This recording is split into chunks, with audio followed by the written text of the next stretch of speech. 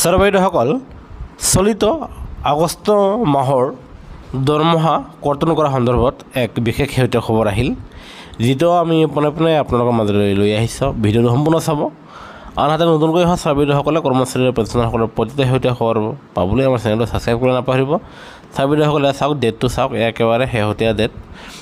এই ডেটৰ ভিত্তিত কৰ্মচাৰীসকলৰ যি আপোনাৰ দৰমহা কৰ্তন কৰাৰ জাননী, আৰু যাৰ ফলত আপোনাৰ ইয়াৰ প্ৰকাশ পাইছে শিক্ষা বিভাগৰ ফালৰ পৰা।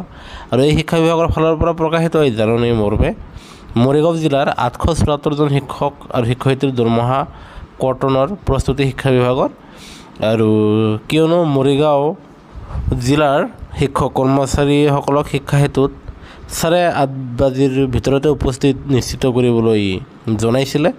আৰু একেৰাহে 3 দিন 8:30 বজাৰ আগত যদিহে আপোনালোকে কণ্টিনিউৱাছভাৱে উপস্থিত থাকিব নোৱাৰিলে, তেনেহ'লে দৰমহা কৰ্তন কৰাৰ কাৰণে জনোৱা হৈছিল। আৰু তাৰে ভিত্তিত এই বাতৰি প্ৰকাশ পাইছে, আৰু যাৰ ফলত মৰিগাঁৱৰ শিক্ষক কৰ্মচাৰীসকলৰ দৰমহা কৰ্তন কৰা হ'ব বুলি জনা গৈছে।